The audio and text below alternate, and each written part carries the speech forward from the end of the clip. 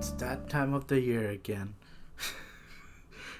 It's time for another CD update, um, sort of, because I said in my last video that that video was gonna be my last CD update.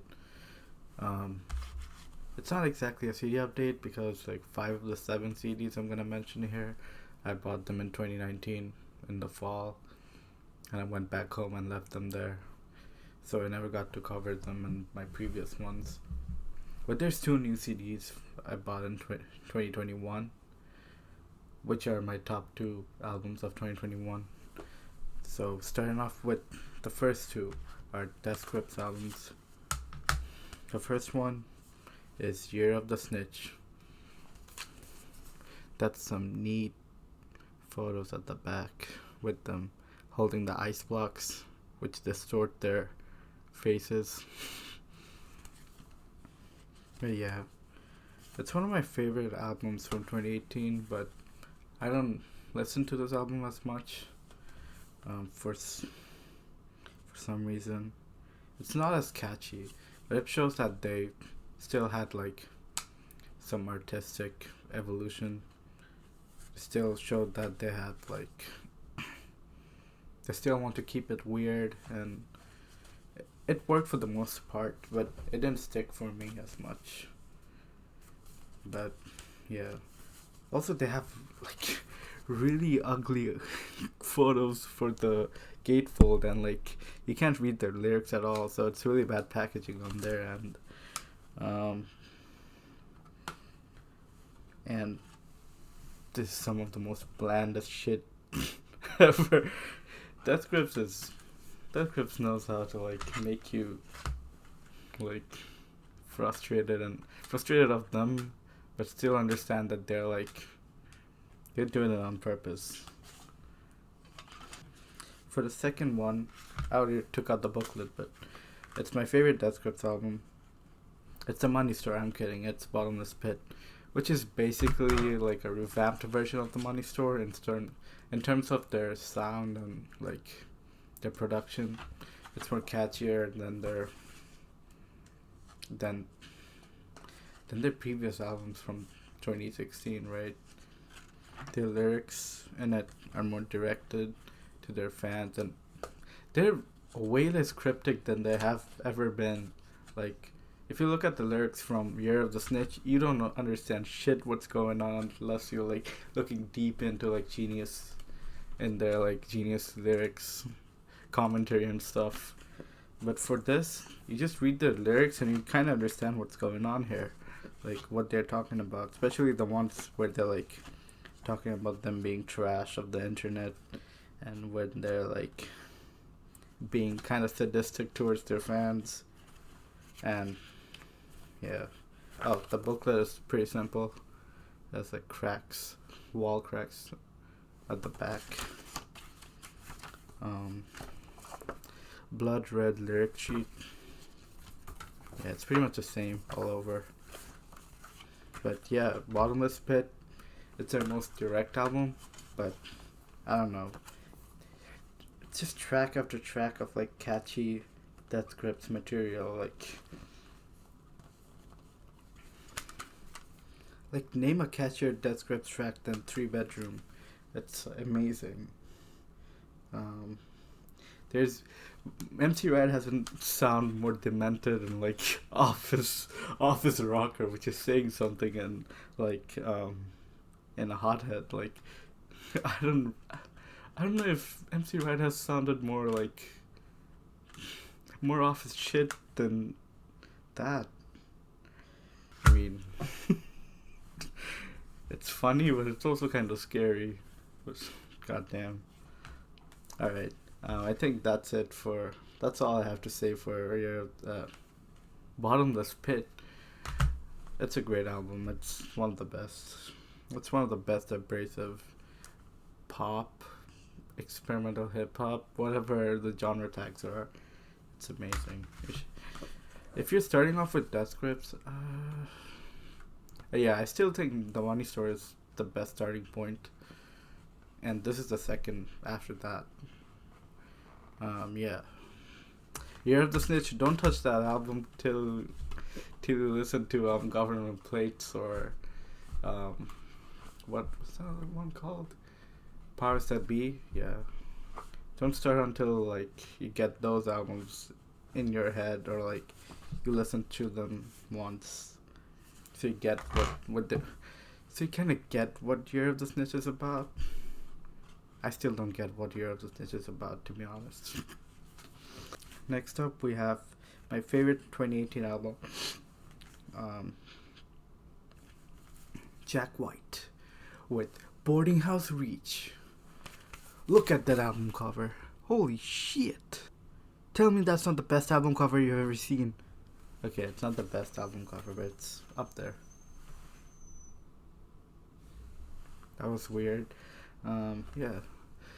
Third Man Records know how to pack their shit, even if it's for a CD.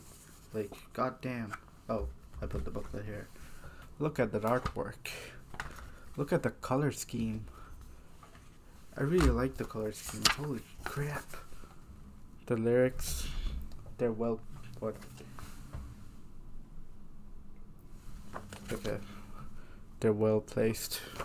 I mean, what more can you ask for from a CD? It's the album where Jack White goes completely experimental.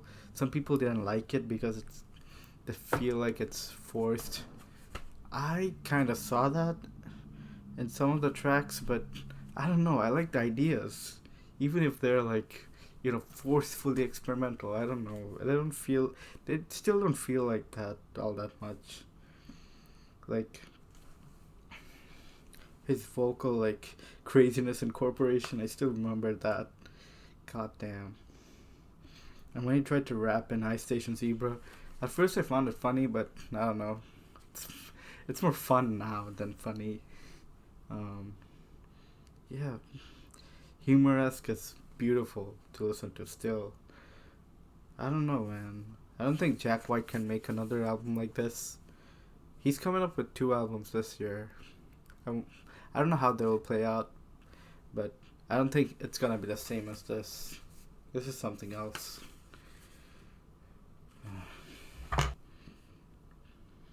Yeah, I don't know. I think this is like, this is like the Captain Beefheart of this generation. I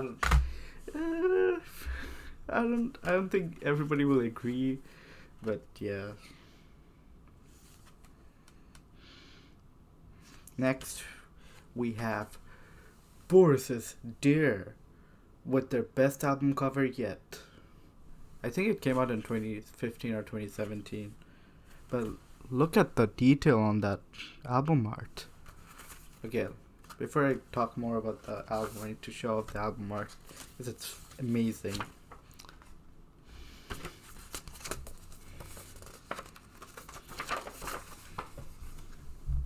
Holy crap!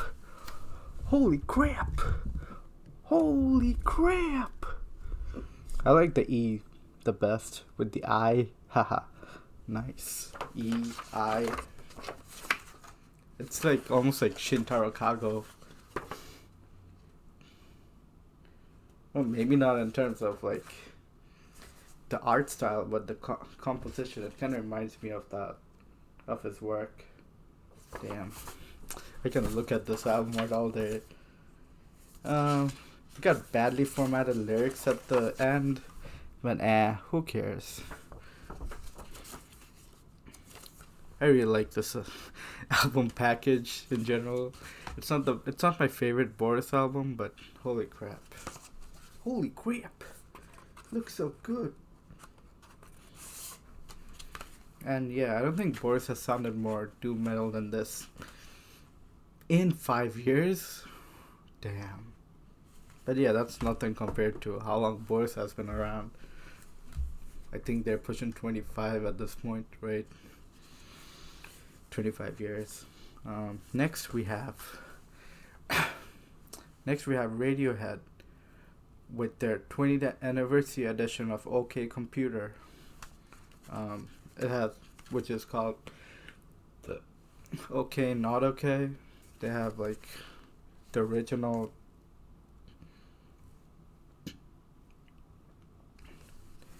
They have like the original 12 tracks of OK Computer, and the rest of them are like, I think they're leftovers or like unreleased tracks from the studio sessions.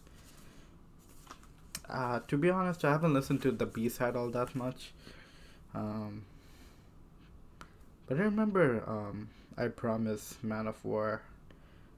Yeah, I should listen to that more, to the B side more. But the A side is amazing. If you don't know already, everybody loves the album, and so do I. Radiohead, as much as people hype up Radiohead, I still think they're one of the best bands in ever. And the last two albums, I bought them in 2021, and coincidentally, they're my top two albums of 2021. Starting off with number 2, it's Black Country, New Road, for the first time. And it doesn't sound like they're playing for the first time, because the instrumental chemistry they have throughout the whole album is amazing. They sound like vets. They sound like swans with the amount of body the instrumental has. Like each instrumental has. Holy crap. And Isaac's vocals are... if Anxiety had a voice, it would be Isaac's. And I don't know what else. I mean, go listen to it. It's amazing. If you're a fan of like rock music, or you want to know what's up with the new stuff in rock, I don't think there's a better album other than this for this year. It's just 6 tracks, but each track hits.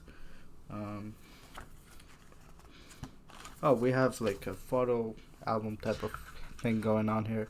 I think it's a singles cover to start with the album. We have one for instrumental. We have one for Athens. We have one for Science Fair.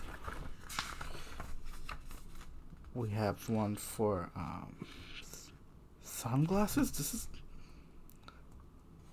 I didn't expect Sunglasses cover to look like this. We have one for Track X, which is amazing. We have one for Opus. To be honest, I don't see much correlation between the tracks and the covers, but they look good. I like the compositions and like the colors. They stand out. And they're not taken by the same person, but they have like the similar themes going on here. Yeah. If you can't tell, this is a pretty youthful album. But it sounds really like... what do you call it? It sounds very studied, like... It doesn't sound as punk as you might expect it to be. I don't know. But yeah, you should check Black Country New Road's new album out. You should also check out the other post-punk bands that are making waves, like Squid, Black Midi. Yeah. And the last CD is my favorite album of 2021. And it's from an artist that I've gotten really seriously into towards the start of last year, and I think they're one of the best songwriters of ever. And not just, I don't think they're just one of the best songwriters. I think they're one of the best writers ever. And it's Nick Cave, paired with the wonderful compositions from Warren Ellis with Carnage. Not much to look at from like the visual side, but holy crap, the sound of this album is gorgeous. There's something divine contrasted with something that's brutal, that's there's something divine about the sound, which is paired with something that's visceral and that's something that you can't get away from, which is death, of course. But Nick Cave does it in a way that it sounds fresh, and I don't know. I don't know how he does it. People say it's gothic. It is, but there's something else to it that I can't really pin down. I don't know. Um, his songwriting is so visual in this. Um, it's as visual as Skeleton Tree. It's as visual as Murder Ballads. It's as visual as his work from the 90s. I don't know how he keeps this quality in him still, and it sounds even more prominent than in the 90s in some aspects. It sounds like a classic to me, but I don't think the public agrees. I don't think Nick Cave fans agree as much. I think people generally think this is a great album, but I think this is something great. It's not just great; it's one of the best in this generation. And his vocal performances, I don't know,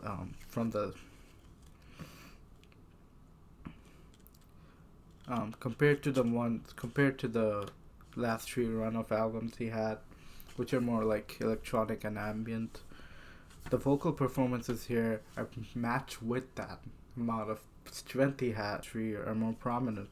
They're more in your face, and they're paired with some wonderful, like, divine compositions from Ellis.